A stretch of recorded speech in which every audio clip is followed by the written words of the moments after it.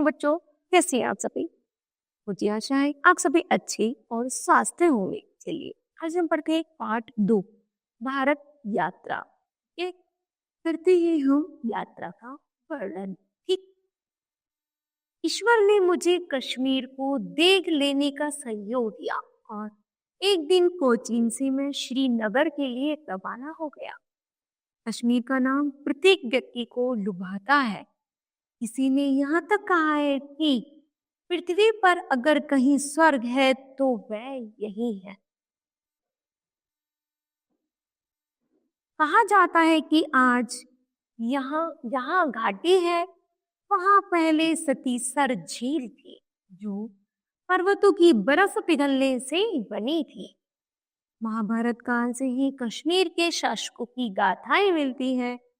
आगे प्रमाणिक इतिहास के युग में सम्राट अशोक ने कश्मीर में अनेक बौद्ध विहार एवं स्तूप बनवाए थे। इतिहास की लंबी परंपरा में सम्राट ललितादित्य का नाम विशेष रूप से उल्लेखनीय है, जिसका साम्राज्य बहुत ही समृद्धशाली था।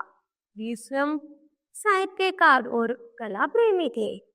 कोचीन से श्रीनगर की लंबी यात्रा में रेल द्वारा अनेक प्रदेशों से गुजरता हुआ मैं जम्मू तभी पहुंचा। जम्मू के पर्वतीय नगर से श्रीनगर की बस में बैठते समय मन में जोश था। प्रभाती पवन में चुभन भरी शीतलता थी।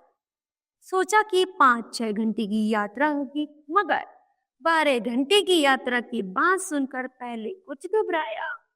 जब सुना कि एक ही चालक पूरे 12 घंटे चलाएगा, तब तो और भी सक पकाया। एक तरफ ऊंची पहाड़ों से भरी पत्थरों के लुढ़क कर गिरने की संभावना, दूसरी तरफ जरा सी फिसलने पर पाताल में बहती चिनाव की तीव्र धारा में गिर जाने का भय। वैसी पहाड़ी पथ पर बस में चलने की आदत केरल वासियों के लिए नहीं है। कालीकुट एवं केरपुर से मैसूर का रास्ता इसी तरह का है।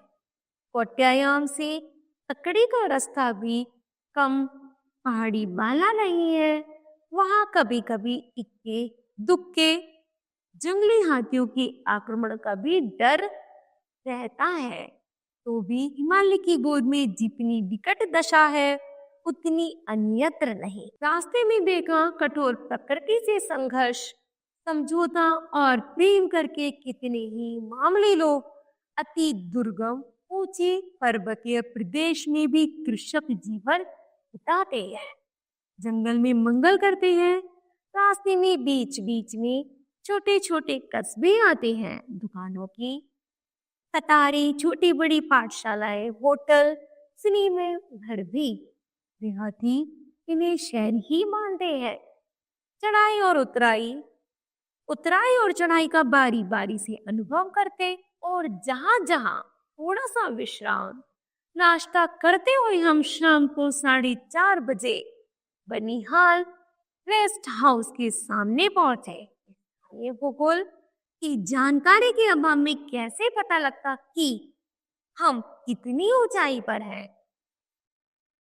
यहाँ जलपान और विश्राम में पहले से अधिक समय लगा, तो कुछ देर चहल पहल कदमी करता रहा। बगल की दुकान पर मंगलोर की बनी बीड़ियों का बंडल देखकर कौतूहल हुआ। छोटी छोटी जरूरी चीजें सारे देश को कैसे एकता में कर देती हैं। खोजने पर केरल का बना साबुन भी मिल जाए। जहां से जवाहर सुरंग की ओर बढ़े।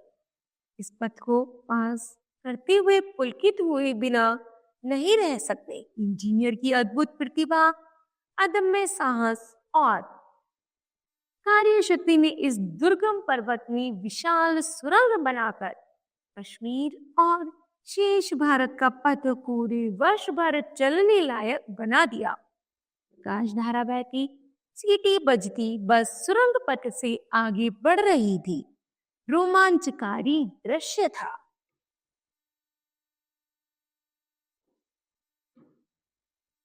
मानव शक्ति से यंत्र शक्ति की श्रेष्ठता को मानते हुए हम लोग आगे बढ़ रहे थे। विचारों में डुबकी लगाए रहने से पता ही नहीं चला कि जवाहर सुरंग कब पार कर ली। अब बस उतर पर चलने लगी। नए समतल स्थान कांचीगुड़ में पहुंची। कांचीगुड़ से श्रीनगर की यात्रा समतल थी, इसलिए बड़ी तेजी रही। पर्वतीय भूमि की जगह भारत के अन्य नगरों के समान किसी नगर का चक्कर लगाने का ही अनुभव हो रहा था। 2 घंटे में हम श्रीनगर पहुंचे। कश्मीर की राजधानी ज्योतिर्मय नगर श्रीनगर के राजकर्ण को प्रणाम कर मैंने अपने को धन्य माना।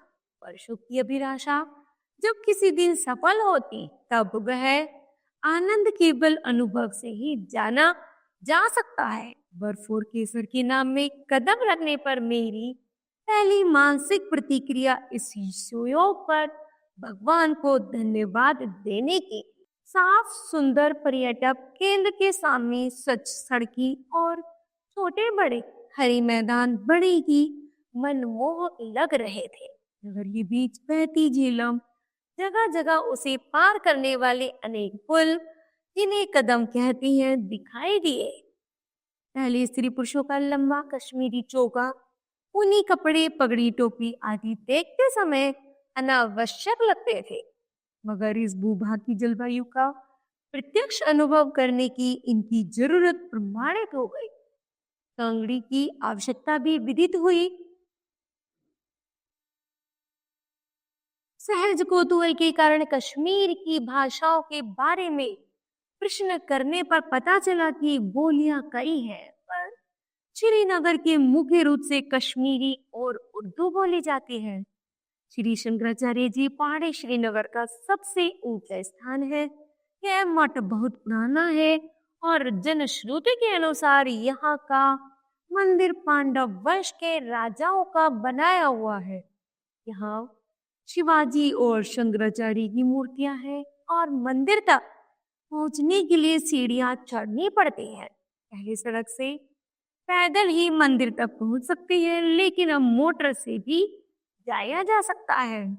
इस ऊंची पहाड़ पर खड़े होकर श्रीनगर का काफी हिस्सा दिखाई देता है। श्रीनगर में डल झील, टेढ़ी बाग और उसके चारों ओर की पहाड़ियों के निराले दृश्य बड़े ही मनोहारी है। केरल में जन्मे सदगुरु शंकराचार्य जी को उत्तर भारतीय सीमा पर इस गौरवपूर्ण पद पर प्रतिष्ठित देखकर मेरा मन गौरव का अनुभव कर रहा था। पहाड़ी से उतरकर सड़क पर आया तो सामने डल झील में शिकारे हवा के झोंकों से झूम रहे थे। डल झील कश्मीर की जान है, शायद इसकी तारीफ करते नहीं उभाते। छाया करें की रंगीन छावनियों को भिन्न भिन्न कोणों से अब भी उतारते रहते हैं।